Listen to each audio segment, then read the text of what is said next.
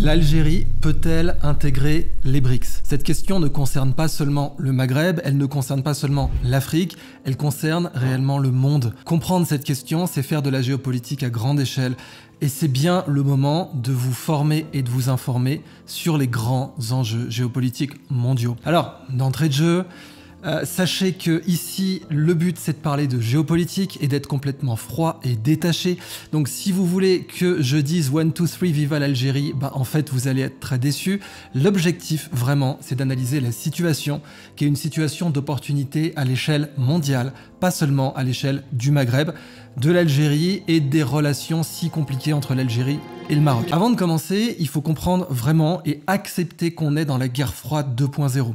C'est une grille d'analyse, une grille de lecture qui n'est pas enseignée dans les livres d'histoire, mais au XXIe siècle, la formation initiale, l'éducation faite à l'école n'est plus du tout apte à vous préparer à la compréhension du monde. On le voit bien aujourd'hui, elle vous prépare bien davantage à la soumission au narratif dominant, au récit du pouvoir, mais certainement pas à votre capacité à analyser le monde tel qu'il est, et surtout à votre autonomie critique. Or évidemment, c'est le but de cette chaîne, former et informer encore une fois. Alors, pourquoi cette grille d'analyse de la guerre froide 2.0 est aussi importante? Parce que l'Algérie est née pendant la guerre froide, en tant que nation, munie d'un drapeau, munie d'un hymne national, munie d'une souveraineté, elle est née pendant la guerre froide. Nominalement comme pays non aligné, mais bon, réellement un pays dont toutes les armes viennent de la Russie et un pays qui était extrêmement proche de la Russie. Vous aviez délaissé Frantz Fanon en Algérie, vous aviez Ouari Boumedienne qui était très proche, bien entendu, de Moscou, et ça c'est dans l'identité géopolitique algérienne. C'est d'ailleurs la raison principale, si ce n'est la seule, du conflit entre l'Algérie et le Maroc, dans le sens où le Maroc, lui, a une identité nationale qui le prédispose à être bien plus proche des États-Unis et de la France. D'ailleurs, c'était le conseil que le roi Hassan II avait donné à Mohamed VI, à savoir ne t'éloigne jamais trop de la France et des États-Unis. Ça se comprend totalement quand on connaît la géopolitique marocaine comparée à la géopolitique algérienne. Alors évidemment, dans ce contexte-là, de guerre froide 1.0, l'Algérie est née officiellement en 1962, c'était la crise des missiles de Cuba, la même année, vous aviez la crise des missiles de Cuba. Les États-Unis étaient particulièrement embarrassés de la naissance d'un État algérien indépendant, parce qu'il était évident, avec le logiciel politique du FLN, que cet État allait devenir pro-marxiste, socialiste disons, pour le modérer un peu, et en tout cas davantage aligné sur Moscou qu'aligné sur les intérêts de Washington, et ça a complètement prédisposé la géopolitique algérienne jusqu'à aujourd'hui. Maintenant, on est dans une guerre froide 2.0. C'est-à-dire qu'on a les mêmes enjeux que la guerre froide 1.0, mais ils sont plus culturels. C'est plus le capitalisme contre le marxisme, c'est bien davantage l'unipolarisme versus le multipolarisme, avec comme leader de ce multipolarisme la Chine et la Russie, et seulement après l'Inde pour des raisons encore différentes. La Chine en a marre évidemment de l'unipolarisme américain, la Russie encore plus. Vladimir Poutine a considéré que l'effondrement de l'URSS était la pire catastrophe géopolitique du XXe siècle, et donc ces deux entités, Moscou et Pékin, souhaitent vraiment chasser les États-Unis d'abord de l'Asie centrale, c'est pour ça qu'on a l'organisation de coopération de Shanghai, et ensuite de chasser les États-Unis des sphères d'influence où ils se sont déployés, en particulier donc après l'effondrement de l'Union soviétique en 91. Un point pour moi important, c'est justement la création de toutes ces organisations multilatérales. Avant la guerre de 14-18, en tout cas avant le traité de Versailles, eh bien on avait la politique des traités multilatéraux où les nations réglaient leurs problèmes entre elles, de façon donc multilatérale, mais sans avoir d'entité supranationale capable d'arbitrer les conflits. On avait les traités de Westphalie qui avaient commencé à organiser vraiment, à codifier en Europe les traités multilatéraux. On a eu le congrès de Vienne, mais qui n'était qu'un rapport de force et qui en fait était une réplique des traités de Westphalie. Le congrès de Vienne en 1815 était une réplique absolue des traités de Westphalie. Et puis, seulement à partir du XXe siècle, on a commencé à avoir des organisations supranationales qui avait comme objectif réellement de préparer une gouvernance mondiale. C'était parfaitement admis, notamment par Wilson. Et puis, il faut le savoir aussi à l'époque, déjà, la famille Rockefeller, qui était extrêmement influente et qui envisageait des gouvernements mondiaux. Par exemple, après la Société des Nations, on a eu l'Organisation des Nations Unies, dont le bâtiment principal à New York a été construit sur un terrain donné par la famille Rockefeller. Et les Rockefeller voulaient que les Nations Unies soient en fait des États-Unis 2.0, soit un gouvernement mondial. Mais d'entrée de jeu, la guerre froide froide a interdit ça, parce que Moscou n'aurait jamais joué dans le projet d'un gouvernement mondial. Et il a fallu attendre l'effondrement de l'Union soviétique pour que les projets de gouvernance mondiale renaissent de façon assez systématique. On le voit dans les médias, on le voit avec le Forum économique mondial qui envisage une gouvernance mondiale de façon très claire, et on le voit avec des organisations issues du système des Nations Unies, je pense notamment à l'OMS, qui envisage une gouvernance mondiale et qui petit à petit morde sur la souveraineté des nations. L'OMS a été un prétexte parfait pour cela parce que la santé a été présentée très souvent comme supérieure à la sécurité et à la souveraineté, et donc au nom de la santé, on devait pouvoir éliminer la souveraineté de tous les pays qui l'auraient revendiquée. Et ben dans ce contexte, toute action entraînant une réaction, on a eu l'émergence de la volonté multipolaire des BRICS. Et les BRICS, au départ, c'est simplement une organisation qui a été lancée par Goldman Sachs. Alors, c'est pas lancé comme organisation, c'était simplement une liste de marchés prometteurs pour Goldman Sachs. Donc vous auriez pu parler du capitalisme ou, pour utiliser le vocabulaire marxiste-léniniste, d'impérialisme économique. Et Goldman Sachs, dans sa liste des nouvelles cibles pour son impérialisme économique, avait donné le Brésil, la Russie, l'Inde, la Chine et puis ensuite l'Afrique du Sud, qui étaient tous des pays qui avaient une croissance économique remarquable comparée à la croissance décevante de l'Union européenne et des États-Unis d'Amérique. Mais les BRICS ont pris conscience de leur puissance géopolitique. En particulier, on peut considérer que le début de la guerre froide 2.0, c'est en Syrie qu'il se joue, parce que vous avez tout un tas de pays arabes qui étaient anciennement d'ailleurs des pays socialistes, marxistes, socialistes, comme la Libye et bien sûr comme l'Irak, les pays baasistes. Et la Syrie était logiquement sur la liste parce qu'elle était un allié naturel de l'Irak et des doctrines baasistes, qui étaient des doctrines nommément laïques, et donc logiquement pendant la guerre froide pro-soviétique. La Libye a été détruite, a été complètement ravagée, aujourd'hui a des marchés aux esclaves, aujourd'hui est un pays complètement ruiné et détruit, avec bien sûr la guerre vendue comme un paquet de lessive par les médias dominants de l'époque, qui sont les mêmes aujourd'hui. Et puis l'Irak a été détruite avant, donc la Libye ensuite, et la Syrie a marqué un coup d'arrêt. La Syrie n'a pas pu être détruite par l'intervention de la Russie et par l'intervention diplomatique de la Chine. Double veto russo-chinois et fourniture de moyens militaires à la Syrie par la Russie, qui démontre à l'époque qu'elle est capable de protéger un chef d'État comme du temps de la guerre froide. Là vraiment, on est dans une guerre froide 2.0. On a des préludes à la guerre froide 2.0 avec la guerre de Yougoslavie, bien sûr. Dès 91, les États-Unis se sont déployés au maximum pour accomplir tous les objectifs qu'ils n'auraient pas pu atteindre pendant la guerre froide 1.0. Ça inclut donc le fractionnement de la Yougoslavie, ça inclut la première et la deuxième guerre du Golfe, ça inclut aussi, d'une façon moins connue, le fractionnement du Soudan. Le fractionnement du Soudan était un objectif absolu des États-Unis qu'ils n'auraient pas pu réaliser pendant la guerre froide 1.0, et puis d'autres tentatives de fractionnement qui ont échoué.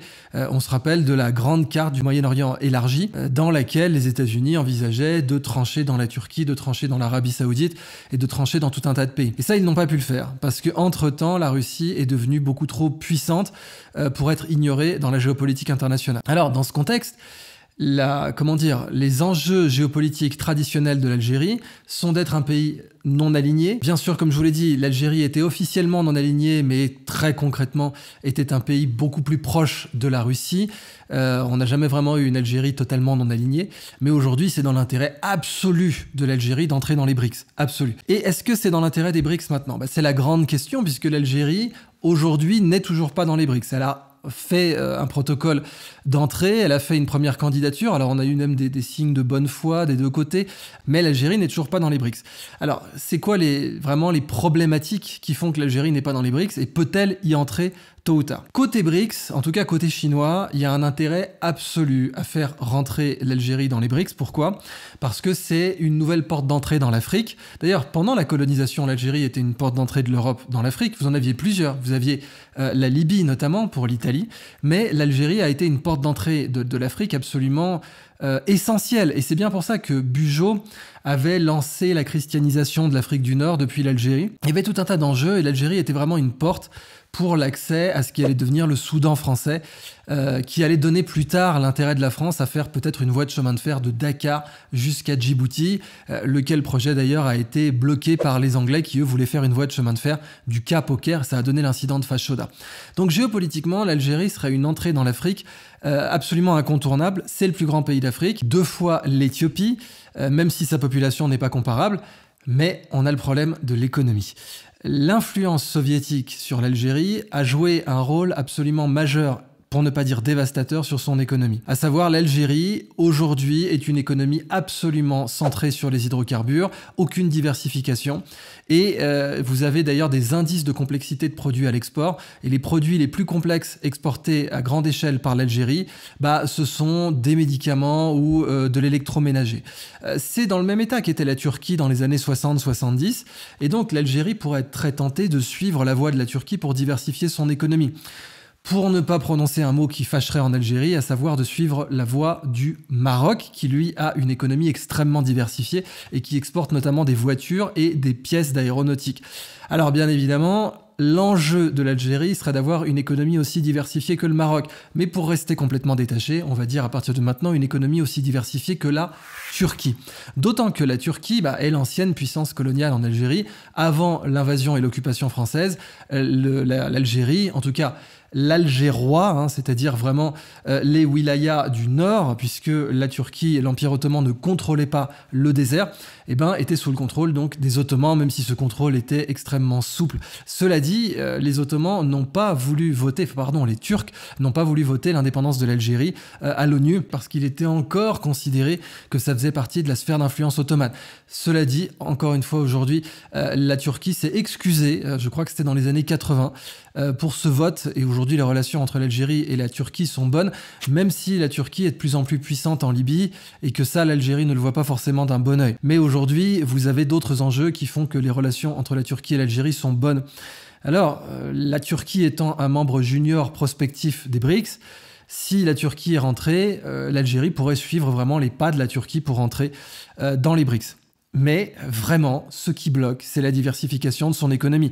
Même l'économie éthiopienne est plus diversifiée que l'économie algérienne. Et l'absence de diversification, c'est très dangereux. D'abord pour la stabilité d'un pays, bien sûr, mais au-delà de ça, pour sa résilience, sa capacité à faire face à des crises économiques, pas seulement politiques, sa capacité à s'adapter aux nouveaux besoins économiques mondiaux. Alors, dans ce contexte, l'Algérie, comme le Maroc, reste un pays très jeune.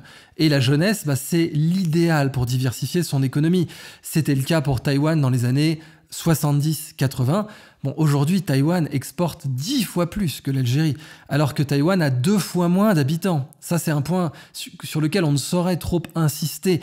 L'économie soviétique de l'Algérie dans les années 80 l'a pas du tout prédisposée à taïwaniser son économie, à rentrer dans les semi-conducteurs, à rentrer dans le logiciel, dans les mathématiques et dans les produits hautement transformés.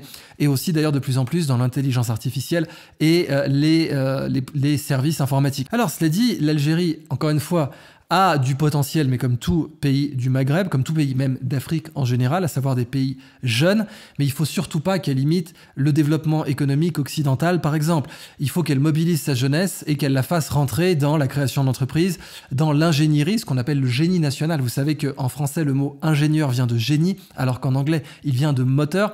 Engineer, en anglais, c'est moteur, engine, c'est le moteur, et en français, c'est donc le génie. Et bien, mobiliser son génie national, c'est ce que l'Algérie doit faire. Vous avez par exemple un des plus grands hackers au monde qui malheureusement est en prison aux États-Unis aujourd'hui, qui est algérien. On l'appelle le hacker souriant ou le smiling hacker, et il a été arrêté, je crois, en Thaïlande. Mais c'était un des plus grands hackers au monde quand il a été arrêté. Eh ben, l'Algérie aurait dû le récupérer au minimum, négocier avec les États-Unis pour le récupérer et utiliser ce talent absolu pour former une nouvelle génération de programmeurs, de spécialistes en cybersécurité, de fondateurs de start-up en cybersécurité, comme le fait un autre pays qui n'est pas en très bon terme avec l'Algérie, à savoir Israël. Mais bon, être en bon terme, c'est une chose, imiter le modèle économique, c'en est une autre. Et Israël, qui n'a pas de matières premières, ou très très peu, on a commencé à découvrir des gisements de gaz au large de Gaza et aussi au large du Liban, ça crée évidemment des conflits essentiels. Eh bien, Israël a mobilisé sa jeunesse et sa capacité de start-up pour avoir une économie plus diversifiée. Il est évident, absolument évident, que l'Algérie doit faire la même chose.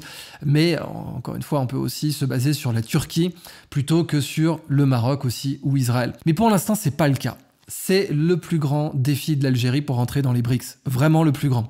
c'est pas tant un problème politique parce que les BRICS ont un intérêt à faire rentrer l'Algérie dans leur organisation comme membre junior, c'est-à-dire au même titre que l'Argentine ou que la Turquie, ou que l'Éthiopie d'ailleurs. On pourrait prendre le cas de l'Éthiopie parce que l'Éthiopie est en train de devenir l'usine de la Chine. La Chine avait une sweatshop economy, ça veut dire qu'elle faisait si vous voulez, des sweats à capuche dans les années 80 jusqu'à 90. Et puis aujourd'hui, la Chine fait des ordinateurs, des semi-conducteurs, elle fait des puces 5G, elle fait des antennes relais, elle fait du logiciel. Et c'est devenu une superpuissance technologique absolument incontournable. Mais c'était pas du tout évident du temps de Deng Xiaoping. Et aujourd'hui, on se demande bien sûr si Tebboune en Algérie n'est pas le nouveau Deng Xiaoping de l'Algérie. C'est beaucoup trop tôt pour le dire, beaucoup trop tôt. Mais on a une volonté claire de l'Algérie de diversifier son économie. Mais la volonté n'est pas suffisante à l'exécution. Il faut rapatrier les talents, il faut mobiliser des jeunes startups et il faut vraiment avoir un plan pour que d'ici 5 ans, on ait au moins 10% des exports de l'Algérie qui ne soient plus des hydrocarbures et pour l'instant, c'est pas le cas. Mais l'Éthiopie, par exemple, a diversifié son économie sous l'impulsion chinoise qui a d'ailleurs aussi pris des Éthiopiens pour les mobiliser dans les organisations internationales. On peut penser au très très controversé patron de l'OMS qui était membre d'une organisation terroriste avant, donc l'organisation du Tigré, qui était cataloguée comme organisation terroriste et qui aujourd'hui a été patron de l'OMS. Maintenant, pour l'impact de la Chine sur l'Algérie et son entrée dans les BRICS, elle est à modérer avec l'impact de la Russie. Aujourd'hui, la Russie joue un rôle absolument prépondérant dans le Sahel, est en train de jouer en fait un nouveau grand jeu. Vous savez qu'à la fin du 19e siècle, on appelait le grand jeu la rivalité entre la Russie et le Royaume-Uni en Asie centrale, notamment en Afghanistan. Et aujourd'hui, on a un nouveau grand jeu qui se joue dans le Sahel, notamment avec la reprise en main de Wagner. Alors Wagner, c'était très utile parce que ça permettait à la Russie d'avoir un peu de déni plausible, de dire c'est pas nous. Mais maintenant que Wagner a entièrement été repris en main par l'exécutif russe, il n'y a plus de déni plausible. Et ça va de pair avec la volonté de la Russie d'affirmer son déploiement au Sahel, qui pour l'instant est total par rapport au déploiement chinois. Alors on a un déploiement chinois dans la zone sahélienne qui n'est pas militaire, qui est économique. Les Chinois se déploient d'abord de cette façon, par leur diaspora, de façon très discrète. Ils infiltrent l'économie et ils jouent un rôle très important dans l'économie. Vous avez le cas du Vanuatu, qui est un exemple parfait de cela, où l'économie du Vanuatu, les anciennes Nouvelles Hébrides, est complètement contrôlée par la Chine aujourd'hui. Certains vous disent que Singapour va se retrouver dans le même cas d'ici une vingtaine d'années. C'est tout à fait possible. La diaspora chinoise est le premier levier d'influence bien avant d'envoyer l'armée, parce que de toute façon la Chine n'a pas du tout une expérience de projection de ses forces à l'international. Et quand je dis pas du tout, c'est depuis l'Antiquité en fait, c'est depuis l'âge de bronze. La Chine est restée isolationniste depuis qu'elle a décidé de brûler ses navires trésors au XVe siècle, et à partir de ce moment-là, la Chine n'a jamais eu de grande projection de force à l'international. Ses dernières grandes tentatives, c'était, si vous voulez, le Vietnam, et d'ailleurs ça a échoué. Donc la Chine prend ce qui fonctionne, à savoir sa diaspora économique, plutôt que son armée, ou plutôt que ses mercenaires, ou anciens mercenaires, ex-mercenaires, comme c'est le cas donc pour Wagner avec la Russie. Donc la Russie aujourd'hui a des capacités de renseignement dans le Sahel qui sont colossales et essaie de les étendre. Elles partent du Mali aujourd'hui, mais la Russie adorerait les étendre en Algérie, comme elle est en train de les étendre très discrètement aussi en Libye. Et donc, dans ce contexte-là, l'Algérie pourrait faire monter les enchères entre la Russie, allié traditionnel, premier fournisseur d'armes de l'Algérie, et la Chine, qui elle serait là pour d'autres raisons.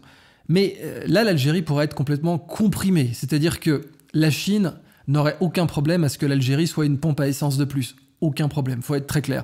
Si la Chine laisse rentrer l'Algérie dans les BRICS, c'est pas forcément pour la voir diversifier son économie. Alors bien sûr, la Chine gagnerait énormément d'argent à investir dans la diversification de l'économie algérienne, comme elle a gagné de l'argent à investir dans la diversification d'autres économies, comme par exemple l'Éthiopie ou la Turquie. Donc la Chine aurait cet intérêt-là. Mais bon, si l'Algérie s'avère incapable de le faire, la Chine continuera à la sponsoriser pour entrer dans les BRICS, avec l'idée que ce sera une pompe à hydrocarbures. Mais ça serait une catastrophe absolue pour l'Algérie. Une catastrophe totale, parce que ça serait une subordination et ça serait une incapacité de l'Algérie à jouer un rôle dans la géopolitique africaine au sens large, à savoir d'être peut-être l'Afrique du Sud de l'Afrique du Nord. Être l'Afrique du Sud de l'Afrique du Nord, c'est une position très disputée. Le plus grand prétendant initialement, c'était l'Égypte. parce qu'elle a une économie diversifiée aussi, et que c'est le centre culturel de l'Afrique du Nord, en tout cas dans le monde musulman et dans le monde arabe. C'est un centre culturel extrêmement important, qui en plus se trouve être proche de l'Arabie Saoudite, avec laquelle elle a de bonnes relations, et qui peut donc en conséquence avoir accès à des capitaux auxquels n'a pas forcément accès l'Algérie ou même le Maroc. Mais la situation aujourd'hui en Égypte, et notamment la capacité du monde militaire égyptien à nationaliser ou à confisquer de grandes entreprises dès qu'elles fonctionnent bien, a complètement décrédibilisé l'Égypte pour ce qui est du statut d'être l'Afrique du Sud de l'Afrique du Nord. Et donc aujourd'hui, de fait, le pays qui est l'Afrique du Sud de l'Afrique du Nord, c'est le Maroc pour l'instant. Alors on peut voir une compétition économique entre l'Algérie et le Maroc. J'appelle cette compétition économique de bonne aloi de mes voeux, plutôt qu'une compétition militaire que je trouverais absolument stupide, parce que quand vous faites de la géopolitique du monde arabe, vous observez qu'il n'y a rien de plus facile que de monter un arabe contre un autre arabe, et c'est totalement ridicule. Ça fait passer le monde arabe pour un idiot depuis un certain nombre d'années. Et puis, en ce qui me concerne, j'ai toujours été contre toute balkanisation de l'Afrique. Qu'est-ce qu'on appelle la balkanisation? C'est la division d'un espace géographique en plein de petits pays pour l'empêcher d'être puissant. Ça avait commencé avec l'effondrement de l'Empire austro-hongrois, et puis ça a continué avec la Yougoslavie et son démantèlement en État-nation ethnique, qui est une stratégie que les États-Unis aiment beaucoup appliquer par ailleurs, découper plein d'États-nations ethniques. Mais alors, ils aiment bien l'appliquer, cette stratégie, sauf pour l'Ukraine, évidemment.